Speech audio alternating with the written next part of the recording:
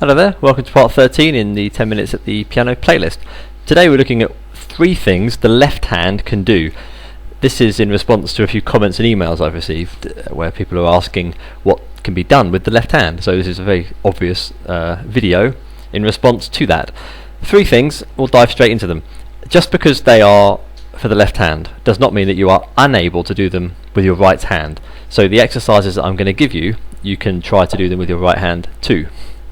The first one I'm going to call the little finger bounce, or the pinky bounce if you are an American. And this is very common in modern music, Elton John, pop music, the Beatles, all that kind of stuff, if you wanted to play that kind of music, where you need to maintain your own rhythm, and the time signature is either 4/4 or 3/4. Let me just do an example in C. Simple, so 1, 2, 3, 4 sound, or it could be 3/4, the waltz. That kind of thing. So what you're basically doing is taking the chord and bouncing off the little finger just for the rhythm. Now, I have a video somewhere on the illusion of hand independence. I'd like you to separate the two for the moment. That video is a philosophy for you to have a finger independence, meaning each finger is as good or able as every other finger. This video is more about the fact that the left hand does do more than the right hand in terms of providing a rhythm. Generally, when you're playing the piano, the left hand will provide the rhythm and the right hand will play on top of that rhythm. So please watch this video with that in mind. So the first one, as I say, is the pinky bounce, and I'd like to give you the examples using the 4 primary chord types which are built from the major and minor triad. So I'll just explain that to you, and then I'll give you a few examples on how to practice that. The 2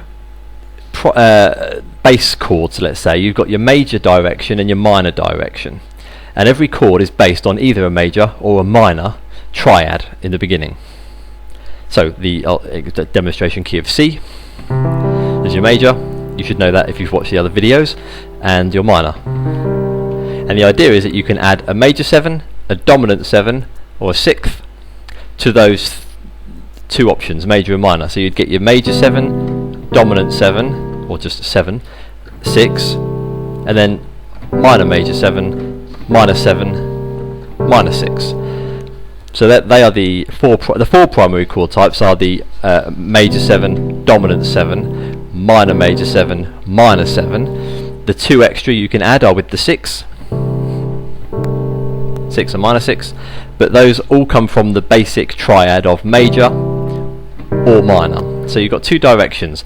When you're practicing, you want to play around with those 6 different chord types, because they will appear in every music that you ever play for the last 200 years plus. So what you're doing is bouncing on the left finger. So let's, for example, play some around the circle of fourths, for example, and we'll take the major 7 chord type. But what you can do in the right hand is the same thing. You could even break it up a bit and make it into a broken chord, which is actually going to be the ones that we're going to do next.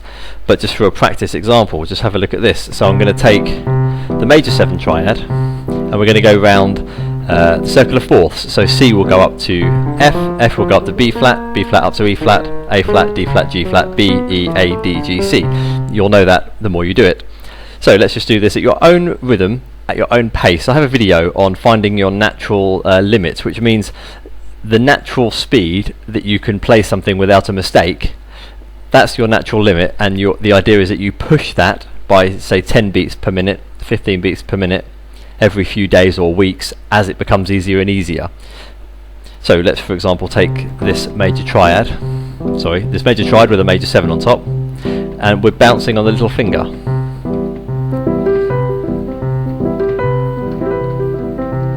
And I'm playing the same notes with the right hand, but I'm breaking that chord up and just playing any notes I want from that chord in any order, how I want, and it comes out in some kind of rhythmic way. So let's get the rhythm down first.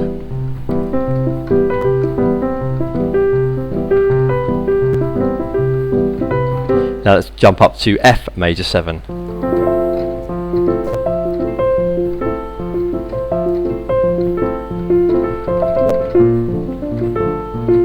Up to B flat there,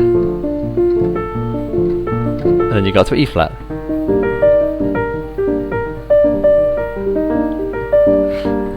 That's the idea. I got a bit confused there. My hands want to do other things sometimes. If you can do that around the circular fourths, or let's do it chromatically using dominant sevenths.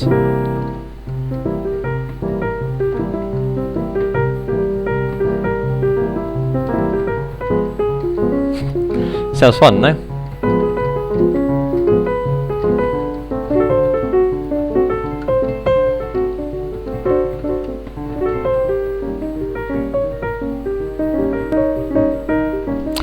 And you start to get that left hand naturally just doing the chord without much thought. It's giving you a rhythm, it's giving you a chord type to play with, and your right hand is free to do whatever it wants to do using the notes of the chord. Bit of fun in that video, in that example.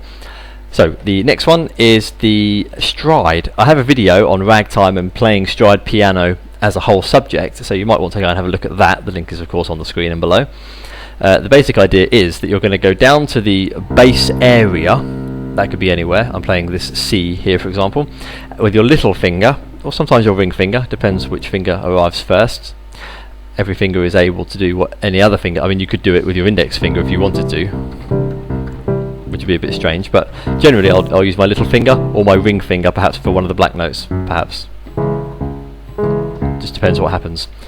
Without any conscious involvement of that, the fingers naturally do what they wish to do, as will yours. So the stride is to simply play a chord type, triad, minor, major 7, all the chords, but alternating with a bass note of the key that you're in. So let's go chromatically again, for example, and we will take a 6th chord. So you'll play the C in the bass, come up to a C6, and again find your natural limit. If you can't do it this fast like I can, because I've been doing it for years, then don't rush, you know. Find your natural limit. Let's take the key of F now and play at the speed which is comfortable for you. F6 here.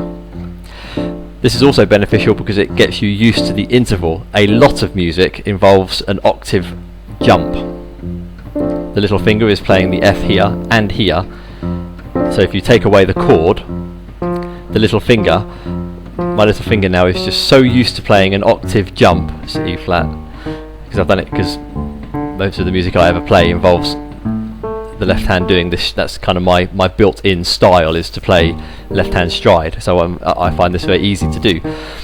But maybe your style is not. Maybe your style is to play broken chords or the left hand bounce, for example. So you have to discover these things. So I'll do the 6th from F, and I'll go up chromatically just a few notes. We'll play the 6th chords of F, F sharp, G, and A flat, and with a stride. And I'll whack in the right hand as well, but this time I might just play it as a block chord and see how that sounds. I want to play the 6th there. Bit of rhythm, you know. Let's go up to F6. Let's break it up a bit. 6 for G. A flat.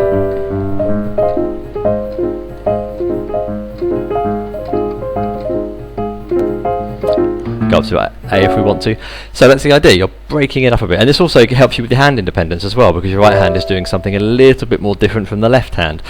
The third thing is the broken chord, which is when you're it's like an arpeggio, but an arpeggio is different to a broken chord, because an arpeggio is a broken chord over 2 octaves or more. So it's when you go all the way up like this, which requires a bit more hand concentration. But what I'm going to do is keep you in 1 octave for now. And again, you can do the broken octave in the right hand, you can do the block chord, let's call it.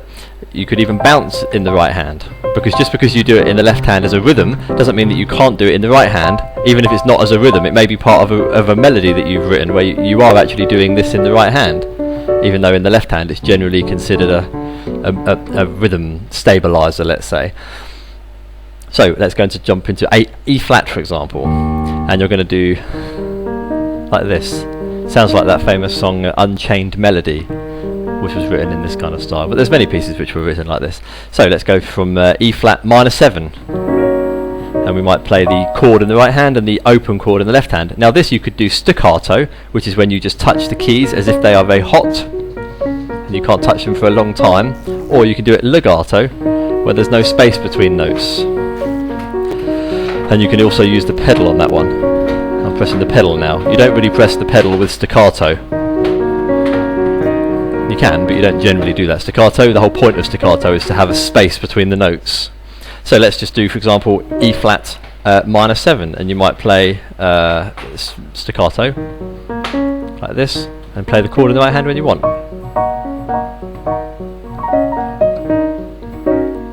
Let's go to E.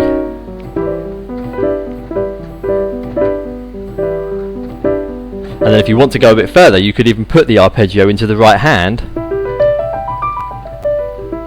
Let's go into F this time. No, we've done F already. Let's do B flat.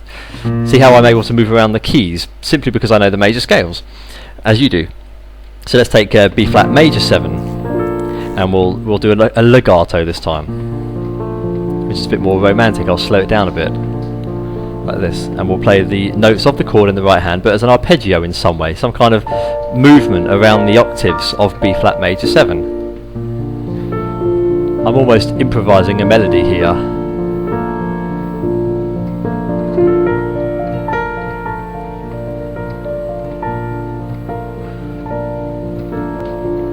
So I'm stuck in the key of B flat there, but of course you could move around up to B, C, go up to B.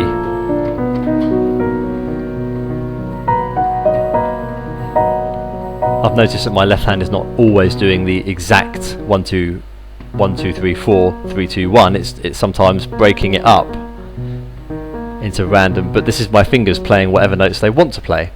So I'm going to leave you with those three: the little finger bounce there to play with, the stride with different chords. Of course, you can mix the chord types. You might play 2 strides for the major chord, 2 strides for the minor, 2 for the major 7, 2 for the dominant 7. Major, minor, major 7, dominant 7.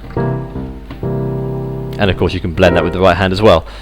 Tiny bit more than 2 minutes, but just wanted to give you a few things to play with the left hand and a little bit of an accompaniment in the right hand. Have a look at the links below. Likes, comments, subscriptions always welcome, and see you in the next video. All the best. Bye for now.